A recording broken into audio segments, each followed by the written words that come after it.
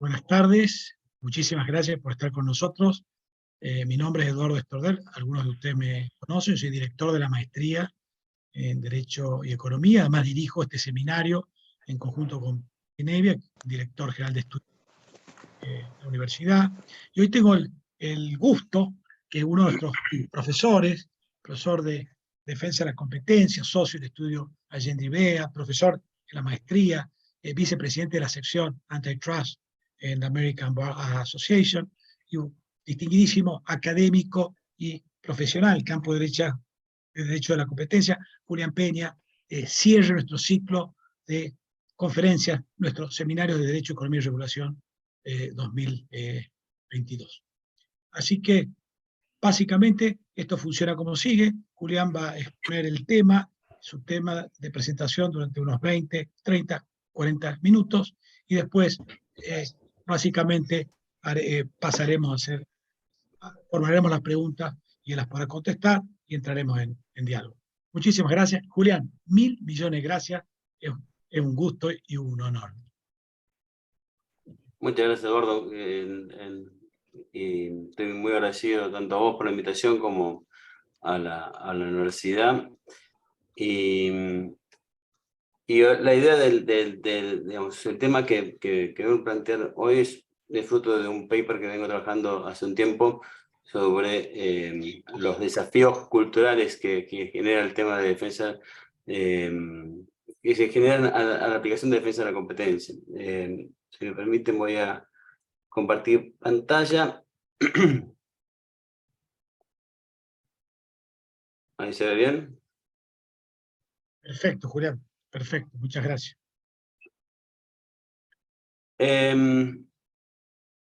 Como ustedes saben, digamos, la defensa de la competencia es algo que ha tenido un crecimiento exponencial a nivel mundial en los últimos 30 años, si bien hace más de 100, casi 150, que se aplican en los Estados Unidos, y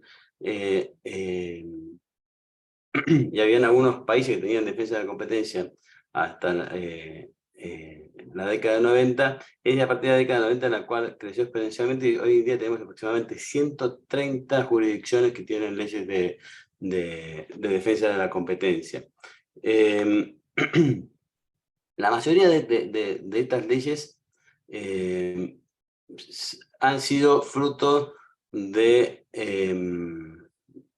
seguir unas leyes modelo que se han generado precisamente en los organismos internacionales y que han seguido un sistema de one size fits all, o sea, no es un producto de laboratorio, no es necesariamente, si bien inspirado en la experiencia europea y americana, no es así como se vio. ¿Mandamos? Pablo, sí. ¿Mandámoslo al inglés? Hay interferencia. Sí, me parece que, Laila, Creo que lo mire. podés, Okay. a ver, para que le pido a Laila que Ok. Yo no soy... Bueno, están los dos chicos ahí en el... Ahí me parece que... Ahí está, buenísimo. Como le decía, estas leyes seguían ese modelo se inspiraban en la experiencia europea y americana, pero a veces eran un fruto de laboratorio de algo que no se había aplicado así como estaba en ningún país. Y terminan siendo lo que se puede denominar un trasplante legal, digamos, que se ha aplicado en forma masiva a varios países. La defensa de la competencia podemos decir que es un remedio a una enfermedad de mercado, para poner una metáfora, y los remedios cuando se aplican para otra cuestión que no es precisamente en un contexto distinto de lo que fue diseñado, generalmente hay mutaciones. Esta mutación puede ser algo positivo o puede ser que lo convierte en algo sustancialmente distinto de lo que termina, de lo que se preveía originalmente. De hecho, volviendo a la comparación, es como si fuera un remedio. Hay a veces que te ordena tomar un remedio, uno lo toma, digamos, y otras veces uno dice, vamos, por ejemplo, como condición para firmar un acuerdo de refinanciación de deuda, para un acuerdo de libre comercio, te exigen una ley de competencia, uno lo firma, pero después no necesariamente lo termina, a veces lo deja debajo de la lengua y no lo traga, con lo cual se tienen leyes de defensa de competencia que no se aplican. Entre que no se aplican y que se aplica intensamente, hay un amplio espectro que vamos a encontrar ejemplos de todo eso. Un tema interesante que vamos a ver también es que si bien las leyes tienen lenguajes similar, utilizan palabras similares, conceptos similares, la forma en la cual se interpreta es en algunos casos bastante diferente, e incluso con significados opuestos. Yendo al tema digamos, ¿por qué hablo de América Latina? Se puede hablar de América Latina como un concepto cuando uno tiene realidades tan distintas como la de Brasil o la de Costa Rica, para poner un ejemplo, digamos, ahora en tiempos del Mundial. Obviamente, la realidad de Brasil es muy distinta que la realidad de Costa Rica, que la realidad también de Chile, que de México. No obstante, sí existen rasgos comunes, características comunes en lo histórico, en lo económico, en lo social, en lo legal y en lo cultural. Y de hecho, vemos que hasta la década de 90 no había leyes de defensa de competencia, digamos, si bien había en algunos casos como Argentina, como Chile, como Colombia, como Brasil, habían leyes de defensa de competencia, eran casi escasamente aplicadas. Y desde entonces ha habido un crecimiento, una consolidación de la ley de defensa de competencia significativo. Obviamente hay países que están en la vanguardia en estos temas en la región. Puede citarse, por ejemplo, el caso de Brasil, el caso de México, Chile y Colombia, quizás son los principales referentes en la región. Pero también se percibe, digamos, que una flexibilización con respecto a la forma en la cual se aplica esta normativa. Esta flexibilización es una forma, se ha visto por ejemplo en el tema del COVID, en la cual, digamos,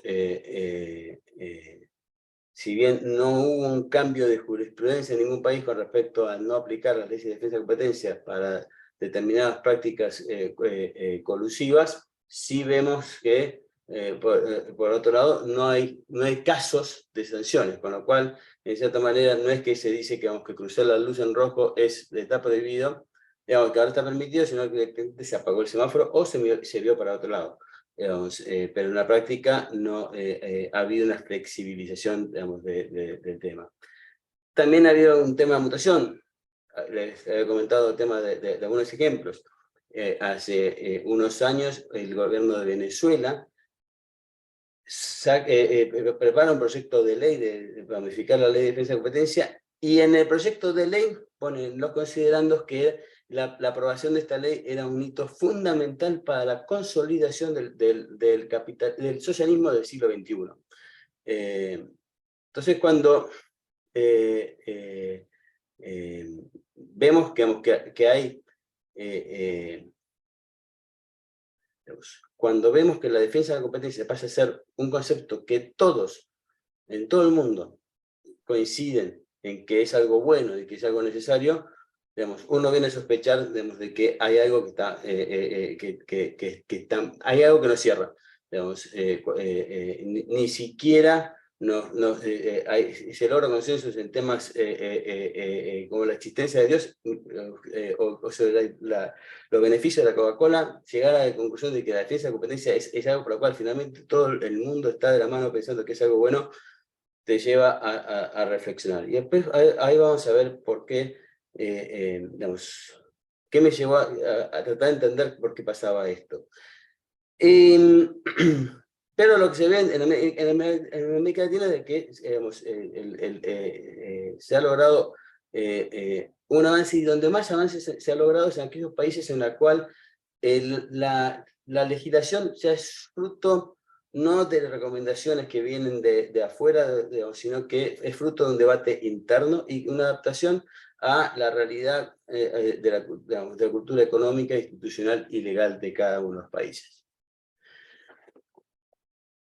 Vamos al tema de por qué el tema de las palabras es un tema importante, porque un ejemplo que pone en el paper es, por ejemplo, el tema del fútbol, vamos, que está hoy tan de moda a través del mundial. Un norteamericano invita a un latinoamericano a jugar al fútbol, y la respuesta, digamos, del latinoamericano va a ser: wow, no sabía que te gustaba el fútbol, pero sí, encantado, vamos a jugar al fútbol. Uno va a aparecer con los shorts, con la remera de mangas cortas y una pelota redonda, el otro va a aparecer con pantalones largos, una pelota ovalada, un casco y protectores en los hombros. Misma palabra, distinto significado. Uno va a empezar a jugar con el pie y otro va a jugar con la mano. Con lo cual, claramente, hablar de fútbol no es una forma de, digamos, decir todos estamos de acuerdo con el tema del fútbol, no es que estamos hablando, digamos, de lo mismo. Y eso se aplica analógicamente al tema de la defensa de la competencia. Pero vemos que incluso uno puede decir, bueno, el concepto, la palabra quizás es un tema semántico. Sí, pero nos podemos poner de acuerdo, por ejemplo, en el fútbol americano, en el fútbol del resto del mundo, que el hacer un tackle es frenar físicamente el avance de un rival. La diferencia es que en un fútbol, al hacer un tackle que deja fuera a un rival, digamos, va a recibir una ovación de la hinchada y va a estar haciendo lo que tiene que hacer, que es, en el caso del fútbol americano, digamos, hacer un tackle y sacar a un rival de la cancha, digamos, está bien. En el caso del otro fútbol, si haces lo mismo, digamos, las consecuencias son muy distintas. Digamos, puedes llegar a recibir una ovación, digamos, si estás jugando local, pero, digamos, independientemente de que seas festejado o no por tu gente, vas a dejar a tu equipo con un jugador menos, te van a invitar a darte una ducha antes de tiempo, y a la vez el equipo va a recibir una sanción. Con lo cual, aún si nos ponemos de acuerdo en una definición, y en esto, digamos, podemos encontrar el concepto de clemencia, cómo, digamos, un programa de clemencia en un país o en otro puede tener un efecto muy distinto. Digamos, yo me acuerdo de haber hablado con una empresa europea que había presentado un programa de clemencia en Brasil, que se ha armado un lío espectacular. Si hubiera sabido, me decían, digamos, una décima parte de los efectos colaterales, digamos, de haber presentado la clemencia en ese momento, no lo hubiéramos hecho. Pero, digamos, ahí es donde yo digo que el problema no está en el detalle, sino que está en la cultura. Digamos, es la cultura de otros países que hace que las formas sean vistas en forma distinta.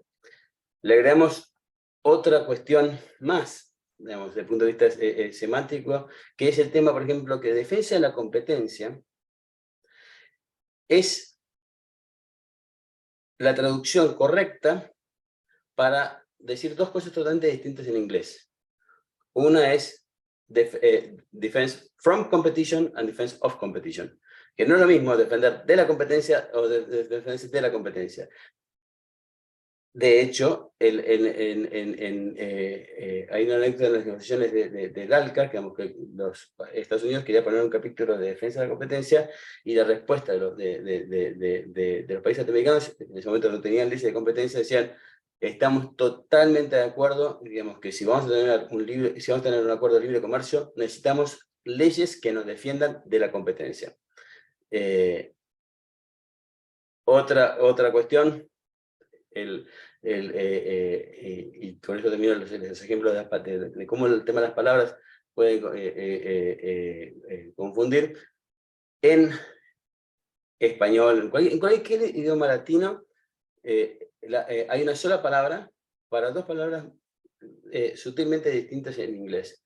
La palabra política, digamos que en inglés puede ser politics o policy, pero digamos, la concepción de la palabra política en el sentido de politics es muy distinto que el de policy, digamos, y eso le da mayor ambigüedad a la interpretación de lo que puede ser la política de defensa de la competencia. Yendo a la cuestión cultural en sí misma, encontramos que el sistema de valores afecta sustancialmente lo que es la implementación de las leyes de la competencia. Acá hago un análisis con respecto al tema de la escala de valores, digamos, sustancialmente distinta que tiene la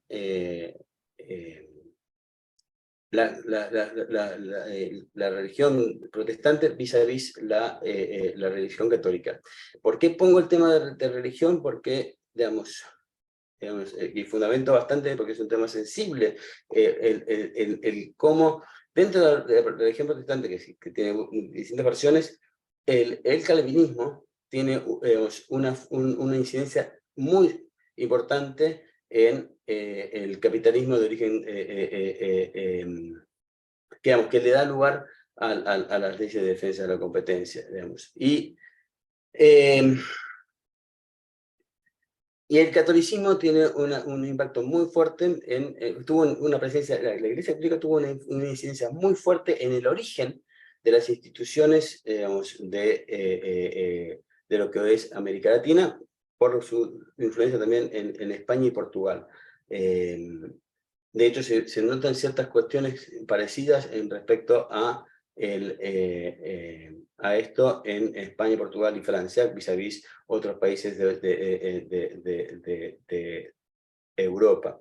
Y en el tema digamos, brevemente, el sistema de valores de protestantismo en su vertiente calvinista, digamos, está el tema de la predestinación y está el tema, digamos, del éxito como un medio para poder llegar a una vida superior.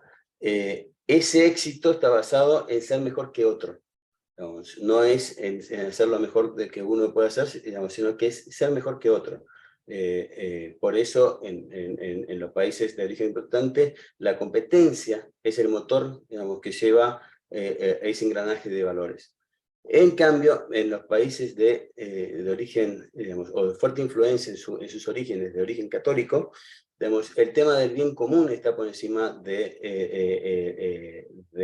bien individual. Con lo cual, la lógica que hay ahí es una lógica de cooperación, digamos, que de hecho se ve reflejado más adelante, digamos, en América Latina a través de lo que es el corporativismo. Vamos a la cultura económica. Claramente hay en América Latina una falta de una cultura de competencia y de lo que es defensa de la competencia, que son dos cuestiones distintas. Digamos, una es la falta de cultura de competencia, en parte por lo que les comentaba recién, y el tema de defensa de la competencia tiene que ver el tema de que se desconoce de qué se trata esta disciplina, digamos, que es relativamente nueva. De hecho, digamos, hasta mi suegro, que es un abogado con título con un doctorado, etcétera, digamos, tardó años en saber que yo hacía defensa de la competencia y no defensa del consumidor. Digamos, esto no es un tema, digamos, tan arraigado está, o tan poco arraigado está en la sociedad, digamos, que incluso la gente con alta formación, digamos, no entendía de qué trataba los temas de defensa de la competencia. Después tenés el tema de una tradición de un paradigma de fuerte intervención estatal en los mercados, digamos, principalmente desde la década del 30 hasta los 90, y ahí se puede discutir si el consenso de Washington realmente fue un momento de cambio o no en América Latina, y obviamente ahí no se puede generalizar con respecto a cuánto impactó en cada uno de los distintos países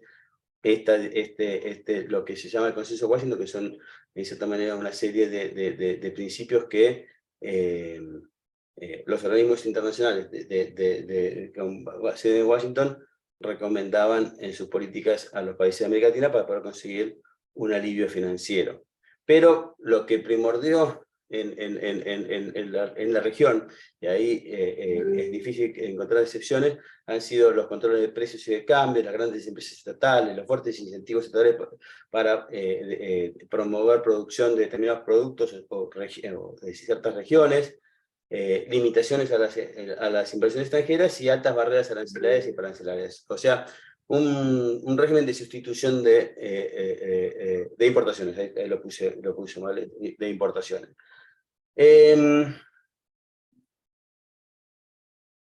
Esto también, bueno, se ve reflejado, como decía, en un fuerte dirigismo gubernamental, un corporativismo institucional y un fuerte proteccionismo. Pero a la vez,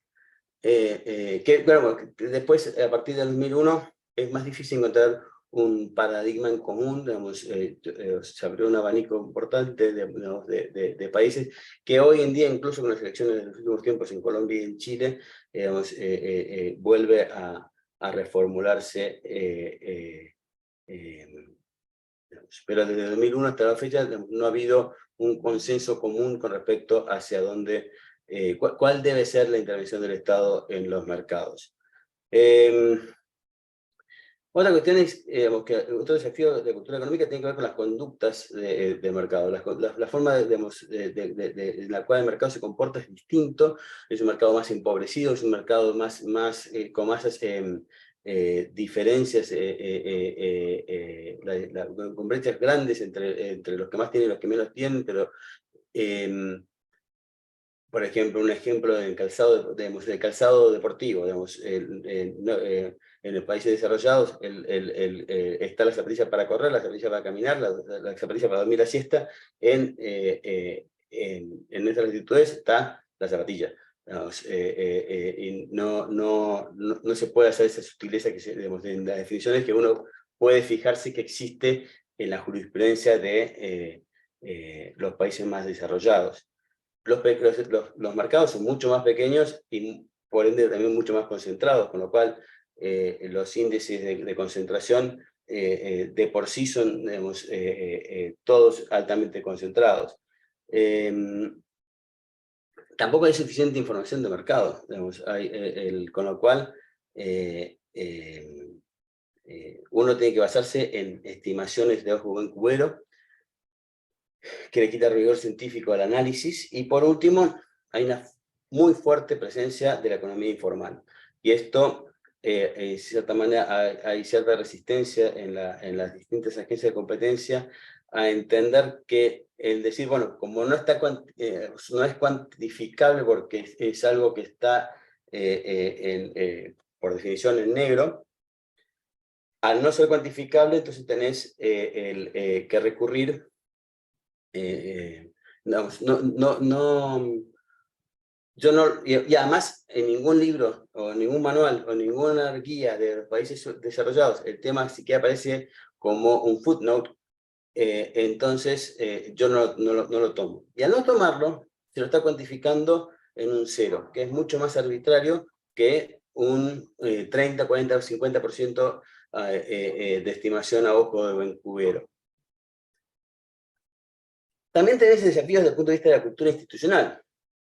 Por un lado, está una intrínseca desconfianza del Estado hacia los mercados.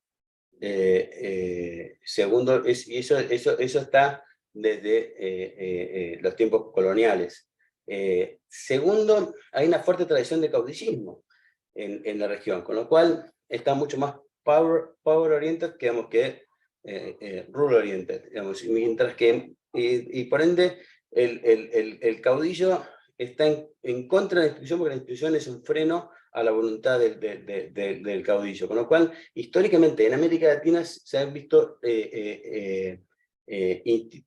líderes fuertes y no instituciones fuertes. Una vez, discutiendo con una versión anterior de este paper con un americano, me dice, bueno, ¿por qué pasó con el pro competencia de Ignacio de León en Venezuela y con el Indecopi de Beatriz Bosa en Perú, que eran grandes cosas?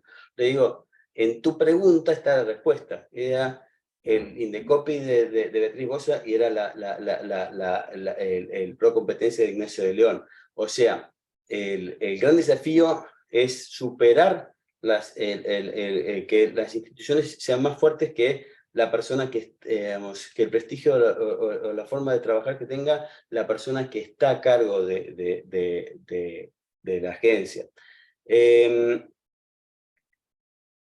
Después, bueno, la flexibilización de las leyes de competencia, la incorporación de conceptos amplios que permiten que sean interpretados y ambiguos, que sean interpretados según el viento, eso también hace que la defensa de competencia sea quizá más flexible, no quizás a lo que es la defensa de competencia en otros lugares, sino a lo que ha sido tradicionalmente quizás la defensa de competencia en otros lugares y que hoy en día está tendiendo también a tener esa flexibilización, por ejemplo, en el tema de los objetivos de para qué está la defensa de la competencia. Después está la falta de suficiente independencia de las agencias a lo largo de toda la región. De una forma u otra, todas las dependencias, digamos, no tienen una total autonomía económica, y al no tener autonomía económica, digamos, vos podés tener distintos grados de independencia institucional, pero si al final del día necesitas recurrir a alguien que está en el poder para poder contratar gente o para poder pagar la luz, entonces esa independencia se relativiza. Otra cuestión de desafío institucional es mezclar en una misma institución, y esto pasa también en Europa, de tener la misma institución cumple el rol de fiscal y de juez, con lo cual la capacidad de autoconvencerse es impresionante.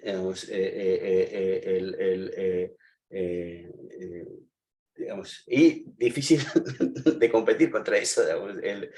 Hay una simetría de poder ahí. Otro problema que tiene es bajos recursos económicos. Ahora salió hace el mes pasado un informe de la OECD sobre lo que ha sido la defensa, los recursos que tienen las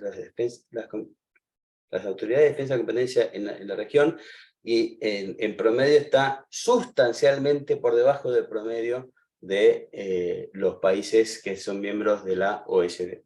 Y por último, y no menor, es el tema de la limitada revisión judicial, que todavía, digamos, ante el desconocimiento de la justicia sobre estos temas, que son de cierta complejidad, digamos, se han limitado mayoritariamente a analizar cuestiones de forma y no las cuestiones de fondo. Hay un pequeño cambio, pero no sustancial todavía con respecto a la revisión judicial, y a veces en algunos casos después de mucho tiempo, con lo cual eso hace que sea, en algunos casos, hasta extemporáneo. Por último, tenemos los desafíos de la cultura legal.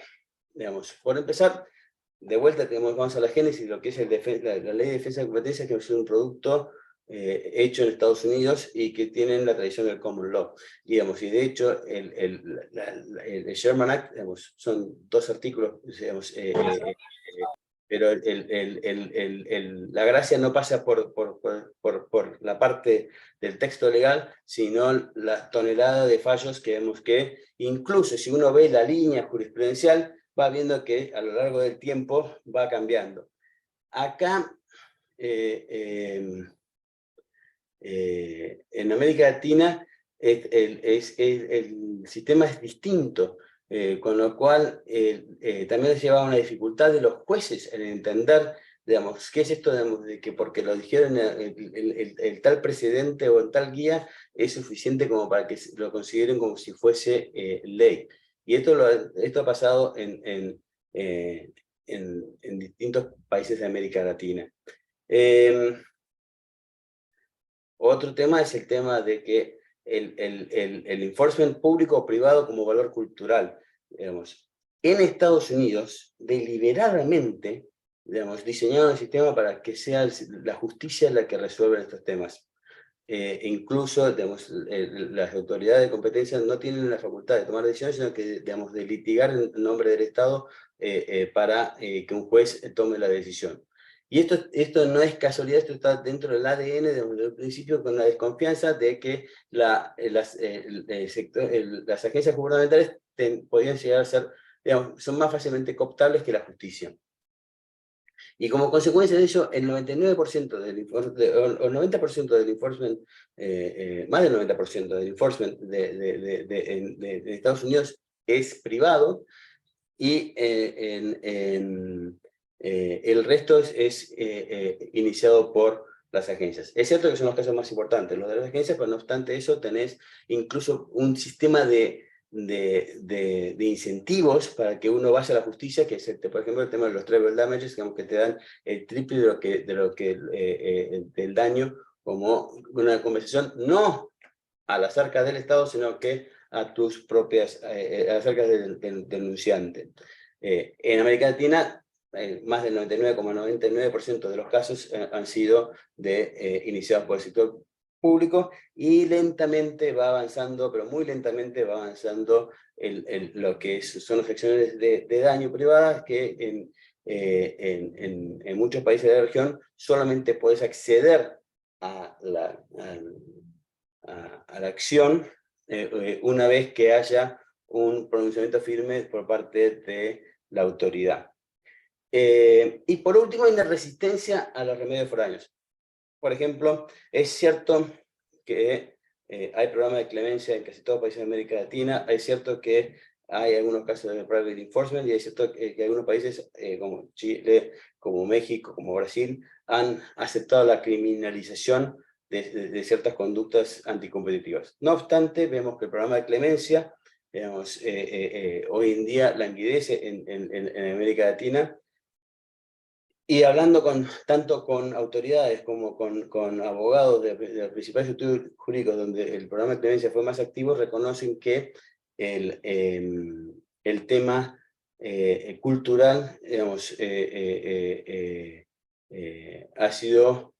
tiene un peso muy importante en el análisis de costo-beneficio sobre si presentarse o no en programa de clemencia. De hecho, en México, por ejemplo, el buchón también recibe el allanamiento para que recién al momento de la sanción quede en evidencia ante los demás de que efectivamente fue él el que los vendió. Y en el tema de criminalización, es cierto, tenemos leyes por todos lados, pero no hay nadie que haya ido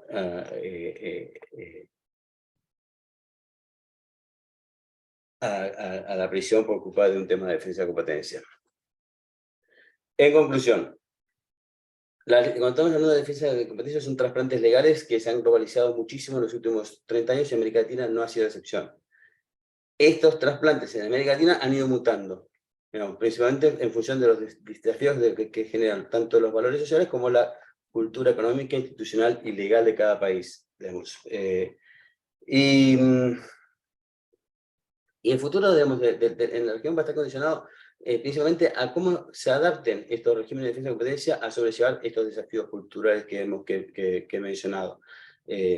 Para poder lograrlo, estoy plenamente convencido que va a ser fundamental seguir consolidando el debate interdisciplinario entre los sectores público, privado y académico de los países de la región, digamos, tratando de verlo desde una perspectiva autóctona, digamos, y no necesariamente porque se hace en Europa o porque se hace en Estados Unidos, hay que hacerlo de la misma manera en América Latina. Así que bueno, estoy abierto para cualquier tipo de pregunta, comentario o crítica. Bueno, críticas bastantes, pero algunas, pero tampoco tantas. Julián, muchas gracias. Deja de compartir, así tenemos la sensación de ver, ahí está, eso es. Muchísimas gracias, Julián. Buenísimo, muy, muy interesante. Y bueno, queda abierto ahora la instancia de preguntas, de conversación, ¿no? Porque esto es una conversación entre amigos, ese es el espíritu de los seminarios nuestros, ¿no?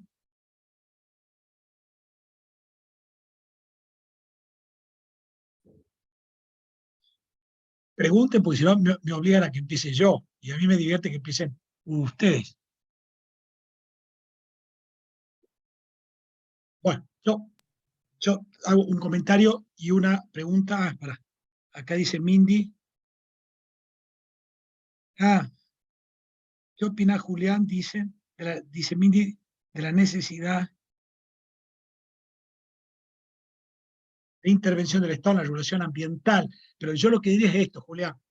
Perdón, Mindy, esa pregunta y yo agrego otra. ¿Qué opina Julián de incluir la variable ambiental dentro de las decisiones de defensa de la competencia? Que es algo que está muy en debate hoy. Entonces, está la de Mindy, que es más general, y la mía, que yo le agrego al cóctel dentro de supuestos valores que tiene, ¿no?, defensa de competencia, la regulación ambiental, como algo que podría afectar al final el bienestar del consumidor en cierta interpretación, ¿no? Digo, para... Mi opinión, aunque sé que el tema está muy en boga en Europa, el tema está generando un debate, digamos, también a nivel OECD. Yo creo que hay una tentación, porque también está el tema de privacidad, digamos, el tema de privacidad, el tema laboral, el tema, digamos, ha ido creciendo la cantidad de cuestiones que se le pide a la defensa de la competencia que solucionen. De hecho, me acuerdo cuando planteé el tema se planteó el tema de la economía informal en una discusión de la OECD, cuando se hizo en Buenos Aires, la reacción de los representantes de los países fue: bueno, sí, reconocemos que la economía informal es un tema que afecta a la competencia, pero no podemos pedirle a la Autoridad de Defensa de la Competencia que solucione todos los problemas. Después se aclaró que el tema no era tema, digamos, que solucione la defensa de la competencia, sino que el tema es que no ignoren la existencia de la economía informal, porque si no terminas pescando, atacando a los peces que están en la pecera y no los tiburones que están alrededor. Esa tentación, digamos, de meter a otros temas, digamos, de preocupación, digamos, como la privacidad, el medio ambiente, el tema laboral, que son los tres temas quizás más fuertes hoy en día en la agenda de ampliación de los objetivos de defensa de la competencia. Digamos, hoy mismo se discutió estos temas en el ámbito de la OECD en París. Digamos, es un tema que ha ido creciendo mucho en los últimos tiempos, pero yo considero que no se le puede pedir a la defensa de la competencia que sea como los cortoplumas, digamos, que tienen 20.000 funciones y que en un mismo instrumento tenés la solución para los distintos problemas de a ver, ¿cuál es la tentación? La ley de defensa de competencia tenemos, en realidad expresa, digamos, de su propio éxito, entre comillas, porque si hay algo que ha habido en los últimos tiempos es un incremento sustancial en la cantidad de multas que se han aplicado y el monto de las multas, con lo cual, de cierta manera, lo que se puede decir, digamos, de que la defensa de competencia tiene dientes, digamos, tiene capacidad de generar un daño, cosa que las autoridades de medio ambiente, las autoridades de protección de datos no tienen. Entonces, la tentación, digamos, es de decir, bueno, vamos por este camino porque, digamos, la autoridad tiene facultad de tomar medidas cautelares, tiene facultad de poner multas, entonces es más expeditivo que tener que ir a la justicia, tener que poner una contracautela, tener que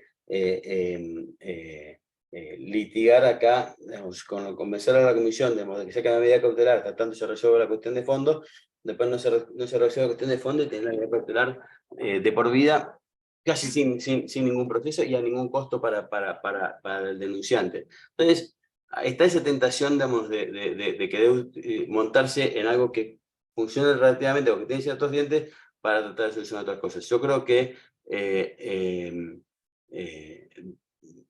hay el peligro de que termine siendo, primero, terminar de matar la gallina del huevo de oro, digamos, y segundo, que no solucione el tema de defensa de competencia ni los temas ambientales. Y ese es un tema que, teniendo en cuenta las limitaciones con las cuales cuenta la autoridad de competencia en toda la región, digamos, tiene pocos recursos para poder pagar, digamos, sueldos digamos, que le cuesta retener el talento porque no tiene suficientes incentivos económicos para poder ofrecer, y tiene que atajar un montón de denuncias. Yo creo que en síntesis es peligroso pedirle más de lo que puede dar, en las condiciones en las cuales está hoy en día por lo menos. Perfecto, Julián. ¿Alguien más? ¿Alguna otra pregunta? Hola Eduardo, buenas tardes, sí, yo Marina, ¿cómo están todos? Hola Marina, Hola, Marina. ¿cómo anda mi amiga? Usted, yo solo quiero decir una cosa, que en el debate, pues eso tengo que decirlo, en el panel que hubo hoy en la OSD sobre este tema, que participó bueno, Lina Cani, pues, estuvo Stan Greu, que es profesor de la maestría, ¿no? Así que, nada. Marina, sí, sí. Sí, para hacerte, Julián, una consulta, a ver cómo lo ves. Vos hiciste una reflexión, me parece muy atinada, sobre la cultura corporativa que caracteriza, digamos, nuestros países, y cómo esto, digamos, de alguna manera interactúa con la defensa de la competencia, que tiene como otro espíritu y otro origen. Pero me parece que en Europa, digamos, también la cultura corporativa es muy fuerte. De hecho, es, digamos, el origen del corporativismo occidental, por lo menos. Y sin embargo, me parece que países que con fuerte impronta corporativa, como España, como Italia, Francia misma, han logrado una aplicación bastante fuerte y bastante, digamos, lógica de la defensa de la competencia. Con lo cual, por ahí no sería un impedimento tan fuerte. ¿Cómo es que ellos lo lograron? ¿Cómo es que ellos logran tener una aplicación fuerte y bastante focalizada de la defensa de la competencia y mantener aún así sociedades que son bastante, economías que son bastante corporativas? A ver, en primer lugar, digamos, y acá de vuelta vamos a jugar las palabras. Yo hablo de desafíos, no impedimentos. Digamos, yo digo cuestiones que hay que tener en cuenta, digamos, que no se pueden ignorar, pero digamos, si no, digamos, no estaría siquiera acá, digamos, estaría dedicándome a otra cosa, digamos, y también me he dedicado a decir, digamos, que se ha logrado mucho. Digamos, pero digamos, que ya se ha logrado mucho en aquellos países en los cuales el debate se internalizó, digamos, y se tuvo en cuenta las cuestiones, digamos, autóctonas, digamos, sea por el diseño institucional, sea por el tema, digamos, del programa de clemencia, digamos. No es menor el tema, digamos, de que una ley surja como un debate de la sociedad, que el tema surja como una condición para poder acceder a un crédito o acceder a un tratado de libre comercio, como pasó que nos pasó, o para fortalecer una posición en una candidatura para entrar a la OECD. Son distintas motivaciones, digamos, con distintas cuestiones. Si a vos te dicen que para poder conseguir una tarjeta de crédito tenés que firmar un formulario, digamos, de varias páginas en las cuales están 20.000 cosas que ni siquiera lees, vos firmás, digamos, dame la tarjeta, digamos, y a otra cosa. Se ha avanzado muchísimo, digamos, en estos 30 años, digamos, en la región, pero hay desafíos, no son impedimentos. En segundo lugar, digamos, el corporativismo, digamos, que llega acá también es un trasplante legal, digamos, o cultural, digamos, y ahí tiene mucho que ver también la influencia de la Iglesia Católica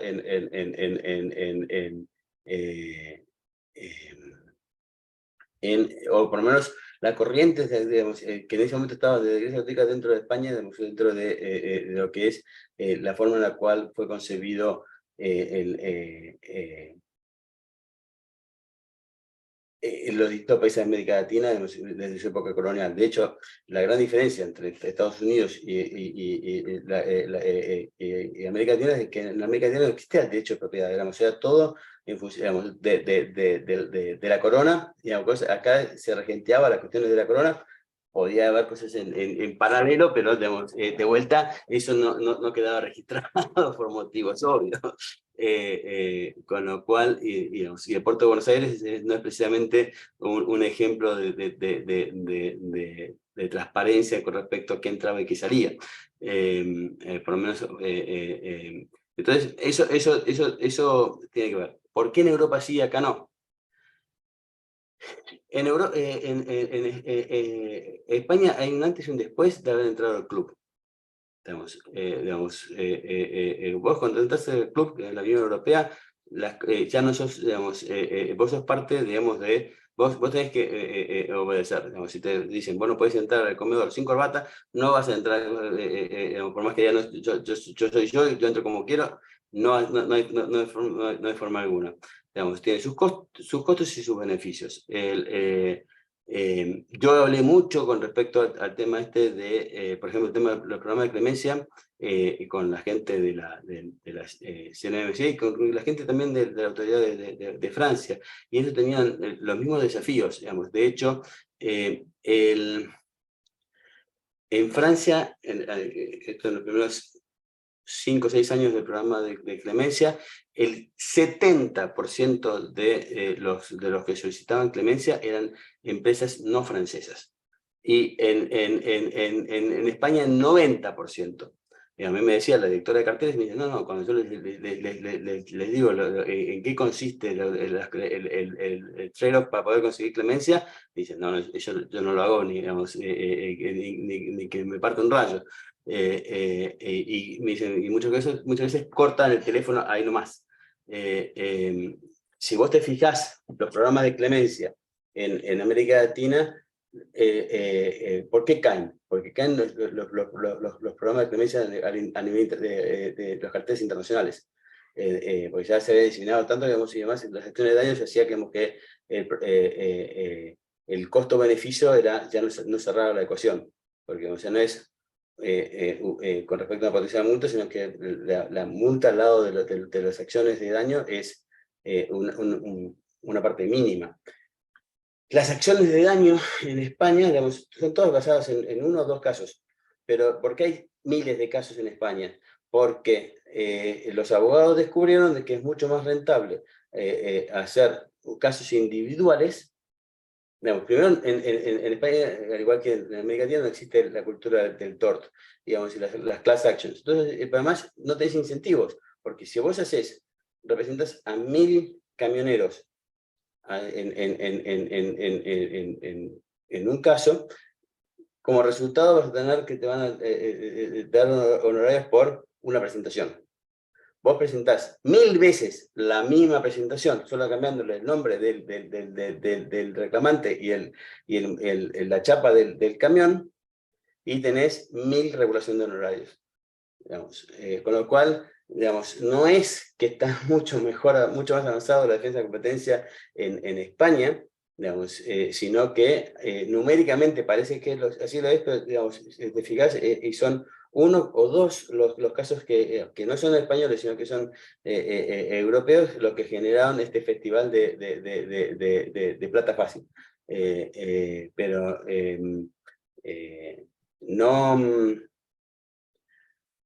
no siempre el jardín de al lado, el pasto puede parecer más verde, pero no siempre es más verde, y tienen también sus desafíos, porque tienen exactamente los mismos desafíos culturales. Simplemente que tienen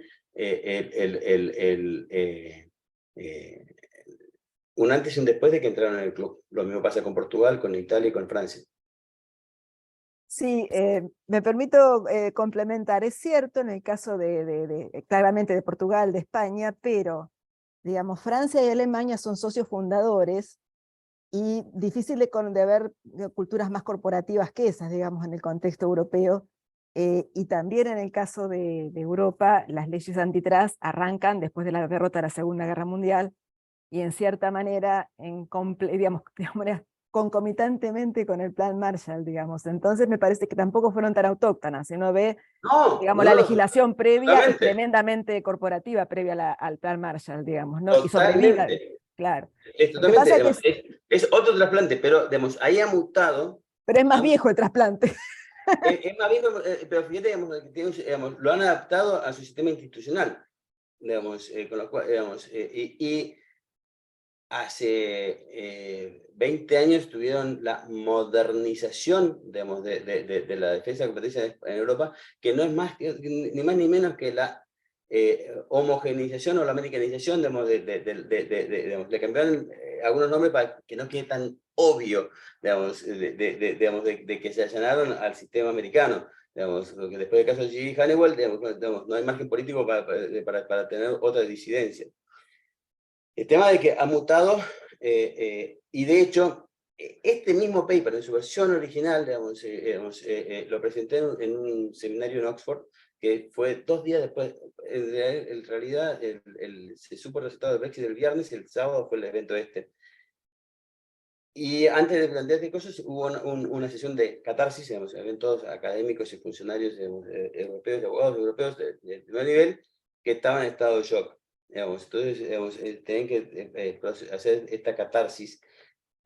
Y yo le decía, a raíz de este paper precisamente, digamos, porque ellos decían, bueno, ya llevamos 40 años de estar juntos, Estados Unidos, Gran Bretaña va a seguir lo mismo, ya está europeizado, va a seguir igual que nosotros. Le digo, no va a pasar esto, porque Gran Bretaña, sin Alemania y Francia, digamos, que le digan esto no, va a hacer lo que quiera. Y lo mismo, digamos, Francia y Alemania, sin Gran Bretaña como contrapeso, también van a actuar. Vos decís Francia. Francia es un país también, digamos, de fuerte regambre católica, digamos, con lo cual, digamos, no es casualidad, digamos, del concepto de campeón nacional, el concepto del corporativismo, el tema de que, digamos, te metes con uno y te metes con todos. Digamos, eso está. Pero fíjate, digamos, de que el impulsor de las acciones de daño en Europa no fue ni España, ni Francia, ni Alemania. Fue Inglaterra, el Reino Unido. Y ese mismo Reino Unido, digamos, y el motivo por el cual crece en España también es porque, digamos, por un lado por esto, y por el segundo lado porque no lograban los alemanes que crezca, digamos, estaba Alemania y Holanda que más o menos crecían, pero en ningún otro país que crecían las acciones de daño. Y el costo de acceder a la justicia en España es sustancialmente menor al de los otros países. pero sin Gran Bretaña en la Unión Europea no hubiera habido la normativa sobre el tema de acciones de daño, y yo creo que la salida de Gran Bretaña va a tener un efecto definitivamente también en cómo se interprete la defensa de la competencia en Europa, y por supuesto que en Gran Bretaña va a ser la suya, digamos, no van a consultar a Bruselas en absoluto, para bien o para mal. Tengo un comentario de Mindy que va en línea con lo que decías vos, Julián. Dice, es verdad, dice Mindy, pero las sanciones administrativas no han sido eficientes en la regulación del mercado industrial, que necesita alguna herramienta de control para incentivar el cumplimiento de la protección. Bueno, es un poco lo que vos decías, la tentación de usar esta herramienta para metas para las cuales no ha estado diseñada, ¿no? Porque protección ambiental es control de externalidades negativas, de costos que uno pasa, y no de control del uso del poder de mercado, ¿no? Uso y formación del poder de mercado. Enrique González, Enrique, ¿cómo estás, Enrique? Acá Enrique dice, en ocasión de dicho estudio, cuando asomás que a lo largo de todo el espectro político, incluyendo el socialismo del siglo XXI, se enarbola la defensa de la competencia, me interesa conocer la evidencia que encontraste para decir que, entre comillas, el socialismo del siglo XXI también ha adoptado o abrazado la defensa de la competencia como una política y regulación de interés. Bueno, digamos, lo que yo les dije es un proyecto de ley de gobierno bolivariano de Venezuela, digamos. No es un comentario de doctrina, es un considerando, digamos, para justificar un proyecto de ley de defensa de la competencia, digamos, digamos, de hecho, entre las sanciones que preveía este proyecto de ley, que finalmente no fue aprobado, estaba la expropiación, digamos, como posible sanción a temas de defensa de la competencia. Pero, digamos, a confesión de parte, digamos, relevo de prueba, digamos, es el mismo gobierno bolivariano de Venezuela, digamos, que dice que es importante la defensa de la competencia para consolidar el socialismo del siglo XXI. Digamos, me pareció como prueba más que contundente, digamos, es el mismo gobierno el que está impulsando una ley de defensa de la competencia a esos fines. Interesante, Julián. ¿Alguna pregunta? No, un solo comentario que va en línea con lo que comentaba Enrique y también con lo que comentaba Julián. Es como que de manera autóctona en cada jurisdicción la ley de competencia ha encontrado, o la idea de la defensa de la competencia ha encontrado como su propio rumbo, porque en Europa se resignificó hace 30 años, cuando claramente se empezó a ver que era el pilar de conformar la Unión para poder, digamos, eliminar las legislaciones antidumping entre los países, y la competencia se terminó transformando en el corazón de la Unión Europea, pero por un motivo totalmente distinto del que era históricamente su razón, que era unificar el mercado interno en Europa. Y eso fue su épica. Es como que Julián tiene todo el sentido de lo que estás diciendo, de que cuando se implanta y se transforma la defensa de la competencia en cada contexto autóctono, se desarrolla ya donde encuentra una causa nacional, de alguna manera. Va mutando. Va mutando. ¿Sabes qué? No, sigan, después digo. Ahí Martín, date la mano. Pero no, lo que quería decir antes que el profesor Ataje, porque va en línea con esto, es que para mí un candidato sospechoso sería el ciclo económico, ¿no? No hay problemas de política industrial, inflación, bueno, ¿no? Me parece que ahí es como que es muy probable que se acomode defensa de la competencia para otras metas, ¿no? Es decir, y ahí una cosa tal vez interesante sería usar toda el enfoque de la elección pública, el public choice, estos economistas que estudian, cómo funciona la política, ¿no? Yo tengo sospecha de que, bueno, eso podría tal vez iluminar bastante este asunto. Profesor, bueno, con respecto a eso, hay dos cuestiones. En Estados Unidos, yo pongo como ejemplo, digamos, cuando se habla, digamos, de que el tema de defensa de competencia digamos, hay un matiz político digamos, y que va más allá que el policy, digamos, en el primer caso Microsoft, cuando el gobierno americano, digamos, llega a la conclusión de que, año 98, digamos, de que había que, perdón, sí, en la época de Clinton, llega a la conclusión de que Microsoft es un monstruo que hay que dividirlo en mini Microsoft. Y así lo plantea la justicia. El cambio de gobierno, entre el gobierno de Bush, dice, pero si está tan bonita Microsoft así, digamos, ¿para qué tocarla? Digamos, y las autoridades de competencia, con la misma camiseta que habían dicho, digamos, que había que dividirlo, dijeron, dejémosla, digamos, no toquemos, que está muy bonito. Tema más actual, no que tan vintage, el primer caso de Google, digamos, en pocos meses la FTC dice, acá no hay ningún tema. Después de 7 años,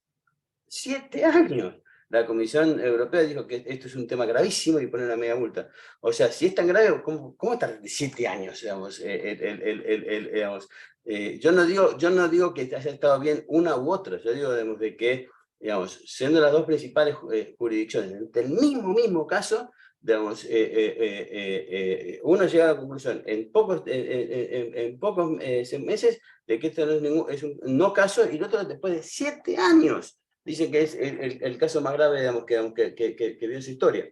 Hay un libro interesante también que se llama Le Marché de Pouvoir, que es las memorias de Karl Lemire, que fue comisario de la Comisión Europea en la década del 90, y dice, en cada capítulo, digamos, habla sobre un caso de fusiones, un caso de carteles, un caso de fusiones dominantes, y en todos muestra cómo, llegado el caso, llamaba Felipe González, François Mitterrand o Helmut Kohl, digamos, con lo cual, decir que, digamos, que esto es un tema, una ciencia exacta, digamos, que se puede resolver en un laboratorio totalmente independiente, es ciencia ficción.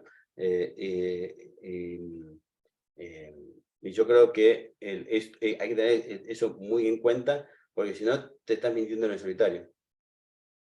Sí, o sea que yo, digamos, más allá de que la política tiene un peso y negarlo es mirar mal el problema, es amputar algo importante para explicar todo esto, lo que quería decir que, por ejemplo, en un país donde está dominada la macro por la idea de sustituir importaciones, política industrial, combatir la inflación, política de precios, bueno, defensa de competencia tiene que sufrir todo eso. Es muy difícil que defensa de competencia. Entonces, me refiero que por ahí el estudio del ciclo y de qué tipo de políticas más generales podría tener poder explicativo. Y después, utilizar la idea de falla del Estado que desarrolla Public Choice para mirar, que no sé si está hecho, hacer el Public Choice de las agencias de competencia, y cuáles son las fallas prototípicas, el problema de incentivos, ¿no?, que operan dentro, que uno, los que más o menos conocemos, podemos sospechar, qué sé yo, o para hacer como una cosa, me parece que puede ser iluminador. Y esto, y con esto ya le paso al profesor a Tefi, dejo una pregunta más general. En este tipo, no en este análisis, está muy bien hecho. En general, a veces es difícil separar instituciones y cultura, ¿no? Porque la cultura genera instituciones, o ciertas instituciones generan.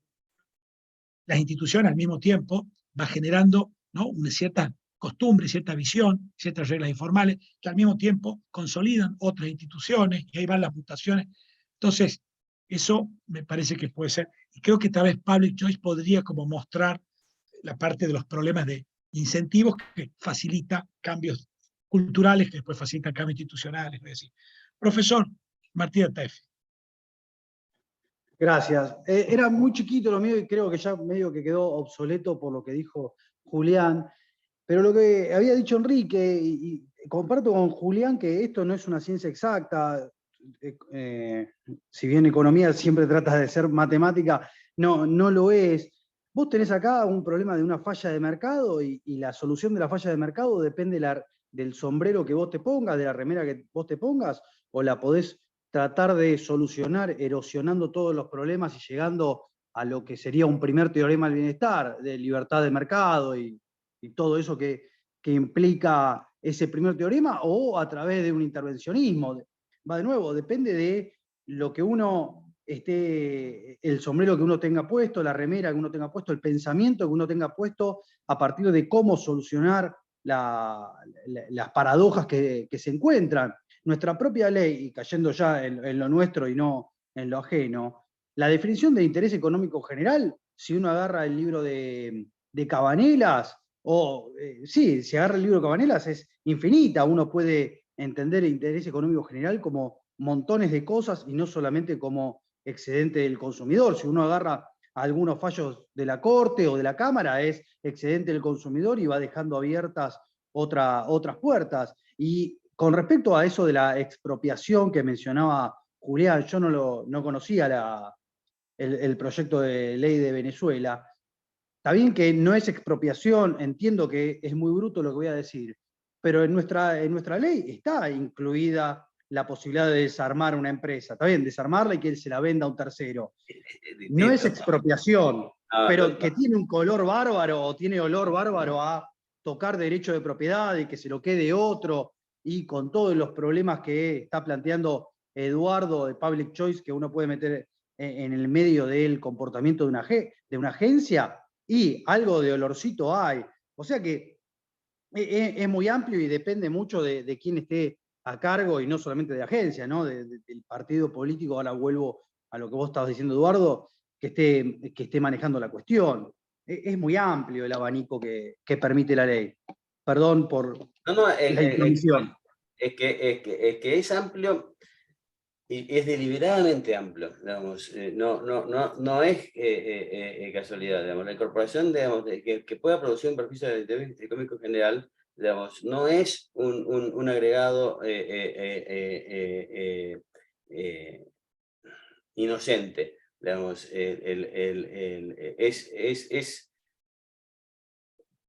es precisamente esa ambigüedad, digamos, la que permite cambiar. Pero vos te vas a Estados Unidos, digamos, que también te aplican una ley del siglo XIX, y de acuerdo a los tiempos que corren, digamos, una conducta puede ser per se o de regla de relación, digamos, de acuerdo a lo que dice la justicia de ese momento. Digamos, esos cambios también pasan en Estados Unidos. Por eso digo que siguen una línea jurisprudencial, digamos, de alto y bajo. Digamos, si uno ve la jurisprudencia americana a lo largo de los años, ve una oscilación, y que esa oscilación tiene que ver también con los tiempos que corren, digamos, con el tema, digamos, de las crisis económicas, los tiempos de mayor crecimiento, digamos, están intervinculados. Pero lo que más me llamó la atención y que me hizo llevar a entender digamos, que me llevó a la génesis de este paper, digamos, que lo vengo trabajando hace años, digamos, publiqué hace unos años una versión anterior, digamos, y este es un paper que tiene más de 50 páginas, digamos, en el cual lo vengo discutiendo más de fondo, pero el tema es cómo puede ser de que todo el mundo diga, digamos, que la defensa de la competencia es algo bueno. Entonces tenés que sospechar. Y yo me acuerdo haber discutido con el General Counsel de una mega empresa japonesa en una conferencia, que un panel sobre compliance, en la cual el tipo decía, no, yo estoy muy cómodo porque todos los países llevan la ley de defensa de la competencia en forma, digamos, que son casi calcadas. Y digo, no, digamos, no confíes en eso, digamos, porque te vas a llevar un martes 13. De hecho, una vez en una conferencia, digamos, en una conferencia internacional que se hizo en Buenos Aires hace varios años, había un panel de control de fusiones, y como se hizo en Buenos Aires, habían dos panelistas argentinos. Uno, una abogada de corporate, que habló sobre el tema de defensa, sobre control de fusiones, y me pusieron a mí. La abogada corporate, digamos, dijo, no, en Argentina el control de fusiones es previo, lo analiza la comisión en 45 días hábiles. No, un poco más me faltó decir, digamos, que a través de un tribunal independiente. Digo, sí, eso es lo que dice la ley, pero digamos, pueden ser, digamos, que tarden más de 45 días, incluso no hábiles el tema, digamos, y vos pueden cerrar la operación, con lo cual previo no se sabe previo a qué, y lo del Tribunal Independiente te la debo, digamos, digamos, el que firma es el Secretario de Comercio Interior, no. La última que me fijé depende directamente del ministro, digamos, no es un secretario de Estado, no es considerado alguien distinto, digamos, de gobierno.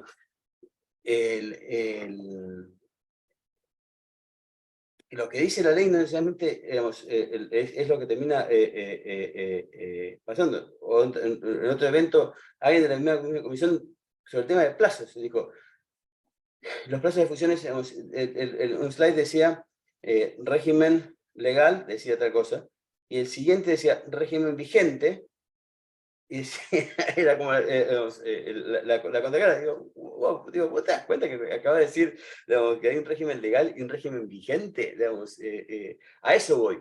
Mi punto es, las leyes son amplias a propósito y además, digamos, cómo se interpreta es más amplio todavía. Digamos, al punto de decir, ¿dónde dice esto?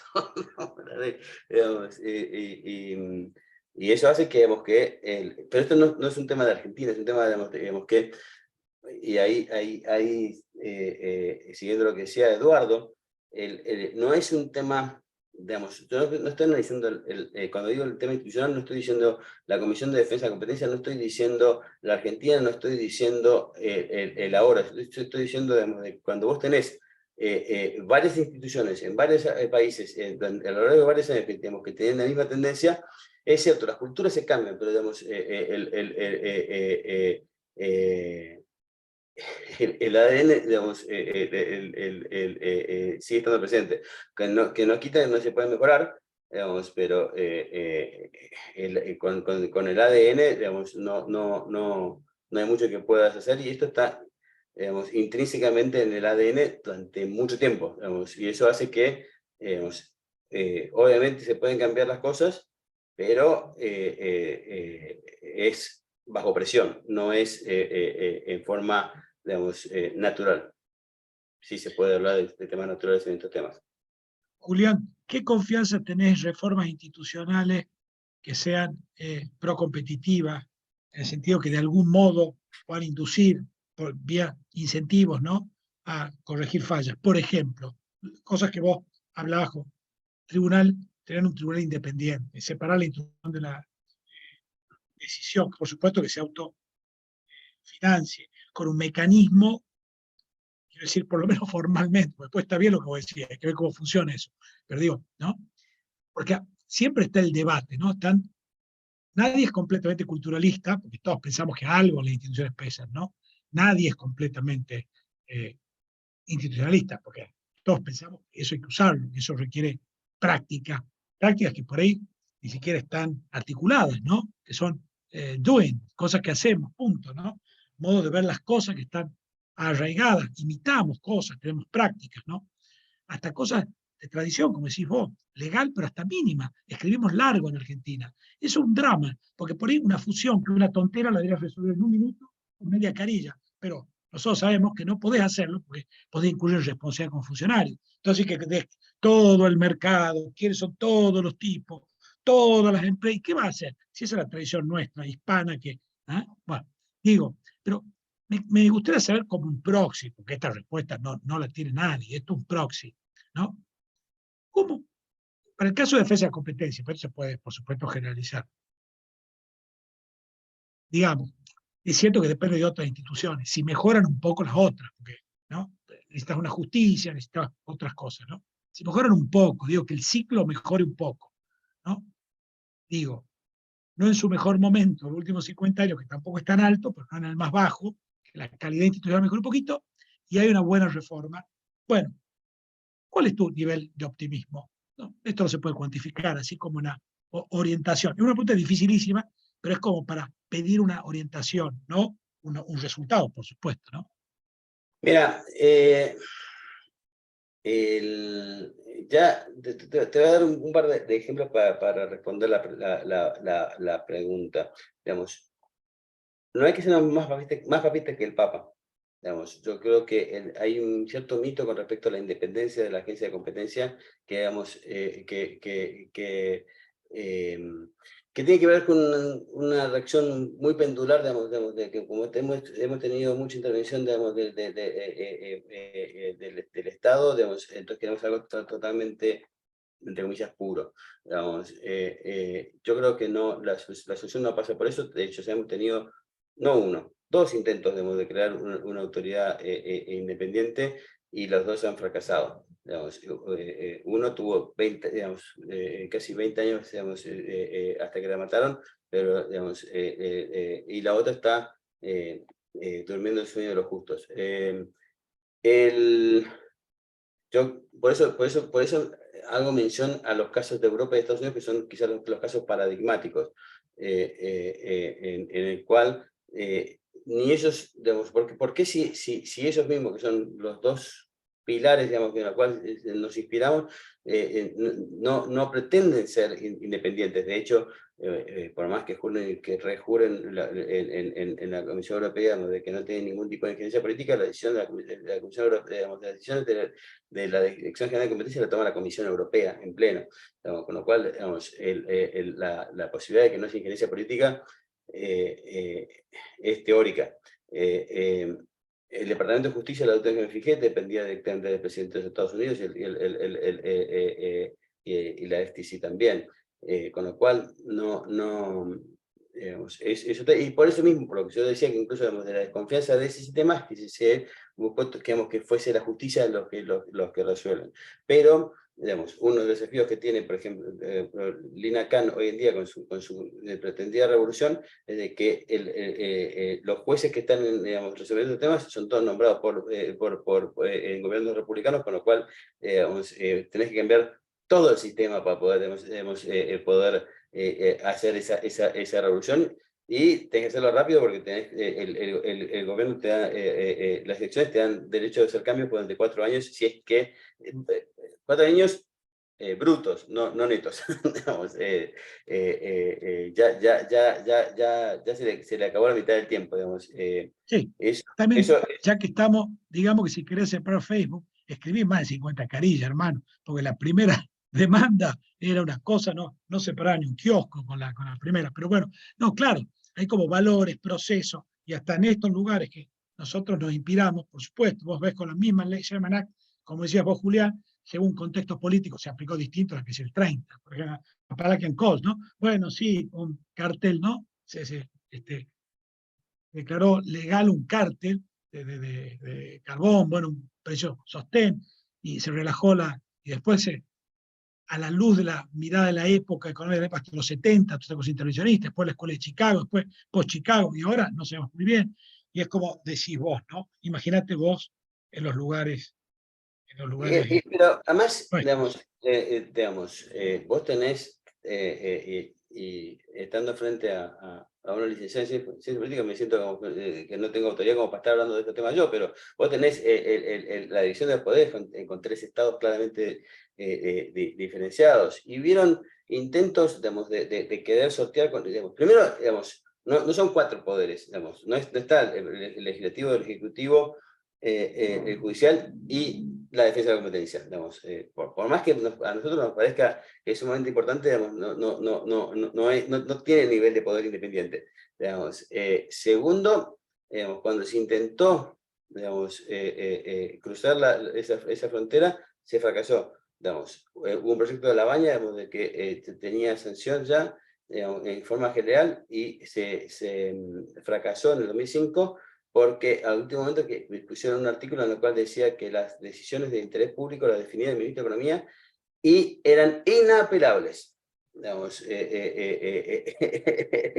entonces, bueno, es como que se le fue un poquito la mano. El proyecto de que ahora es ley de 2018, digamos, fue aprobado en diputados en 2017 y recién entró pero después el Senado dice, ¿cómo es que es esto, digamos, de que vos podés, que mi silencio, para poder decir algo sobre tu propuesta, digamos, que en 6 meses, digamos, mi silencio es considerado que una aprobación tácita. No, mi silencio es simplemente silencio, digamos, no tiene ninguna otra doble interpretación. Así que si vos querés que esto pase por el Senado, modificame este artículo. Esto también se metieron en otros proyectos de ley, digamos, en Argentina y también en otros lados. Digamos, no es un tema solo argentino. Digamos, bueno, tardan mucho los senadores, entonces digamos, le dan 100 meses. Si no, quiere decir que me lo aprobaron. No, el senador dice, digamos, yo no voy a renunciar digamos, por tus ansiedades a ejercer mi derecho, a ejercer mi control sobre las personas que vos nombrás en los puestos que la ley exige que sean revisados por el Senado. Y eso hizo que se perdieron 6 meses porque después digamos, tuvo que volver a diputados y cuando salió a diputados salió aprobada el mismo día que la Argentina fue al Fondo Monetario y se acabó ahí bastantes cosas, digamos, pero no hay que ser más papista que el Papa, digamos, ¿por qué vamos a querer superar en cuanto a eficiencia a una autoridad? Sí me parece importante el tema de la idoneidad, pero bueno, no, eso es igual Julián, en mi caso eran ejemplos, yo estoy de acuerdo con vos, esto parece, estos excesos, ¿viste? ¿no? de complejo de inferioridad, no, joder, los nombrás, le das plata, los pones independientes 8 años y chao, listo, directo, ¿no? Yo estoy de acuerdo, de hecho a mí la reforma inicial, digamos, en este aspecto me gustaba la de hace un par de años, ¿no? Me hubiese gustado cosas, pero me refería en general, ¿no? Dado nuestros valores, ¿no? Jurídicos, económicos, políticos, ¿no? Y todo lo que vos, ¿qué confianza tenés que las instituciones puedan marcar un cambio con esos valores? No, así como una descripción un poco grande. Yo creo que, y eso lo puse como una de las conclusiones, digamos, yo creo que uno de los principales activos por el cual incluso yo creo que la defensa de la competencia, incluso en Argentina, digamos, está mejor que hace 20 años, es que hoy en día existe una cantidad de profesionales, abogados, economistas, en el sector público, en el sector privado y el sector académico, que no existía hace 20 años. Digamos, hace 20 años digamos, era muy poco lo que se podía debatir, digamos, porque no había la cantidad de gente suficiente para poder tener ideas distintas. Hoy en día es la cantidad de gente que le ha dedicado sangre, sudor y lágrimas a estos temas de defensa de competencia durante mucho tiempo, hace que ya el hecho de, sin tener que tener una autoridad independiente, pero ya, con la misma Comisión de Defensa de Competencias, que ya perdí la cuenta de la cantidad de veces que la mataron, digamos, a la comisión, digamos,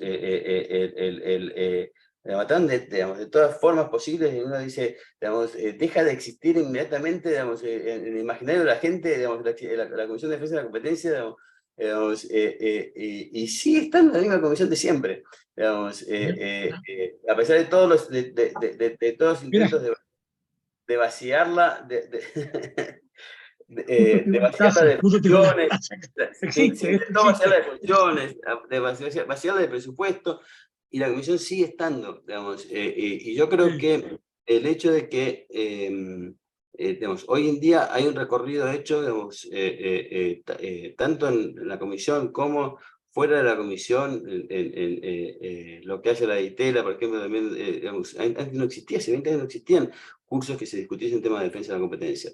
Y eso hace que uno sea optimista con respecto al futuro. Uno no puede esperar que tampoco que la defensa de la competencia sea una isla, digamos, de lo que es el contexto país, o el contexto de región, o el contexto mundial. Digamos, por cualquiera de las tres, digamos, tenemos motivos para digamos, ver cómo eso impacta en el día a día del trabajo de la comisión. pero sí se ve que hoy en día un capital humano, tanto en la comisión como fuera de la comisión, que es muy superior en cuanto a cantidad de gente, digamos, que lo que había hace 20 años, porque los que estaban hace 20 años, la mayoría siguen estando, digamos, pero se le agregó mucha gente y con mucha gente con ganas de profundizar estos temas. Y la discusión, me parece, de estos temas, me parece y lo he visto, digamos, siempre en los debates en el foro, digamos, las diferencias entre los países latinoamericanos es mucho menor entre cualquiera de esos, incluso entre Brasil y Costa Rica, que entre cualquiera de los países latinoamericanos y Europa o Estados Unidos. Por todos esos temas que menciono, digamos, esto que mencioné, digamos, se aplica a Costa Rica, se aplica a Brasil, se aplica a Chile. Tendrás un asterisco que dice mayor grado, menor grado, digamos, pero ninguno, digamos, porque esto lo vengo discutiendo con todos, digamos, ninguno te va a decir, no, me estás hablando de otra, esto no tiene que ver con mi realidad. Digamos, y todos estos son desafíos, no obstáculos ni impedimentos, sino que desafíos a tener en cuenta. Ignorarlos no es una forma de solucionarlo. Y la mejor forma, digamos, de superarlos es buscando a través del diálogo interdisciplinario, digamos, ese tipo de soluciones. Yo creo que lo bueno es que hoy en día hay canales de discusión, hay voluntad, digamos, hay conciencia, digamos, del tema. De hecho, digamos, hay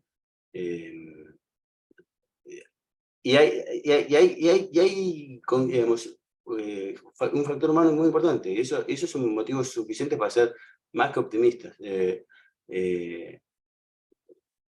Estamos en América Latina, digamos, las cosas, digamos, no estamos exentos de los COVID, ni de inflación, ni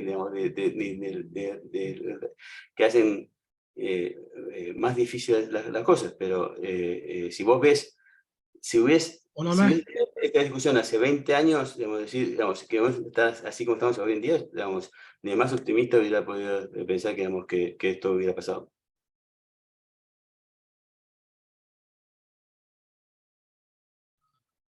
¿Me perdí yo o perdimos a Eduardo? Eduardo, no, sí está Eduardo. Me parece Okay. que estaba medio congelado. Edu, ¿estás? Okay.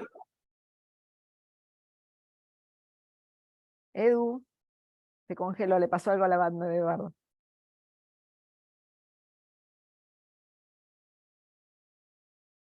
Y no sé si está Laila tampoco. Pero se supone que Eduardo lo tiene que cerrar, ¿verdad? Lo esperamos, Eduardo. Ahí se fue, debe estar queriendo entrar. Ahí está. No, ahí aparece de vuelta. Tiene una foto mucho más joven. Ahí estoy de nuevo, Te perdimos, te dejé helado con lo que te dije. Me perdí yo mismo, porque vi que, mira qué divino, hola. Hola, qué Tenemos hermoso, un qué nuevo grande. joven asistente, ahí está el futuro de Defensa en Competencia, ¿ves? Sí, Julián, bueno, muchísimas gracias, buenísimo, súper interesante, gracias a todos por asistencia. Normalmente estos encuentros duran 1 hora, hemos metido 1 hora y media, así que buenísimo. Estos temas, cada uno está lleno de puntos, hay subtemas que en sí mismos, ¿no? Así que realmente son muy interesantes. Interesantísimo. Muchísimas gracias, un lujo cerrar así nuestro ciclo de seminario 2022. Bueno, ya ahora queda el Mundial, queda cómo se llama las vacaciones, y después ya empezamos de nuevo. A un lujo, y también nosotros queremos que nuestros profesores presenten investigaciones, para nosotros es muy, muy importante que no solo que nuestros profesores enseñen, por supuesto, pero también investigar es como que alienta estar un poco mirando, ¿no?